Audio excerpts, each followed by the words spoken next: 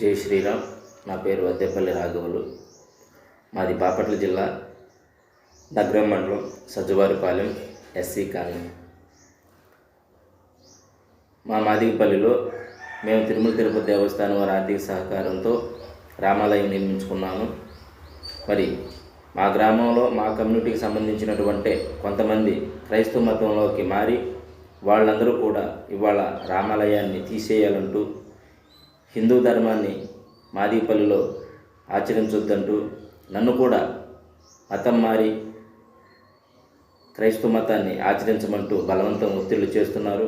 వీటన్నిటికీ నేను కాదన్న కారణంతో నా పైన ఆడవాళ్లతో, క్రైస్తవ మతం ఆడవాళ్ళని నేనే దుర్భాషలాడినట్టుగా నా పైన కేసులు పెట్టి రౌడీ షీట్లు ఓపెన్ చేస్తానని ఇక్కడ ఉన్నటువంటి స్థానిక నగరం మండలం ఎస్ఐ గారి చేత కూడా నన్ను బెదిరిస్తూ, మరి పోలీసు వాళ్ళు కూడా 100 మంది ఒకవైపు ఉంటే నువ్వు ఒక్కడవే ఒకవైపు ఉండి ఏం చేయగలవు, నీవు కూడా వాళ్ళతో కలిసిపో అని చెప్పి వాళ్ళు నన్ను బెదిరించడం చాలా బాధాకరంగా ఉంది.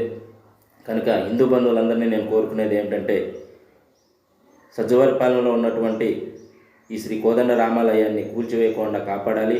అలాగే హిందూ ధర్మం కోసమే నిరంతరం పనిచేస్తున్నటువంటి నాకు, ఈ రామాలయ పూజారిగా పనిచేస్తున్నటువంటి నాకు మీ అందరూ, మన హిందూ సంఘాల పెద్దలు అందరూ ఆశీస్సులు కావాలని నేను మనస్ఫూర్తిగా కోరుకుంటున్నాను.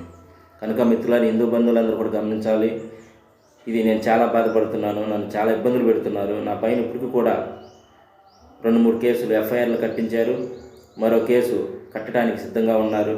ఎందుకంటే నేను ఒక హిందువుగా ఒక్కడే ఉన్నానని ఇలా కేసులు కట్టి రౌడీ షీట్ ఓపెన్ చేస్తే ఇక ఈ రామాలయానికి పూజారి ఉండడు, హిందువు ఉండడు. ఈ రామాలయాన్ని వాళ్ళ చేతిలో తీసుకుని ఇక్కడ ఉన్నటువంటి క్రైస్తవులు దీన్ని చర్చిగా మార్చుకోవడానికి చూస్తున్నారు. కనుక మీ అందరికీ 2 చేతులు ఎత్తి నమస్కారం చేసుకున్నా. రామాలయాన్ని కాపాడండి, హిందూ ధర్మాన్ని కాపాడండి.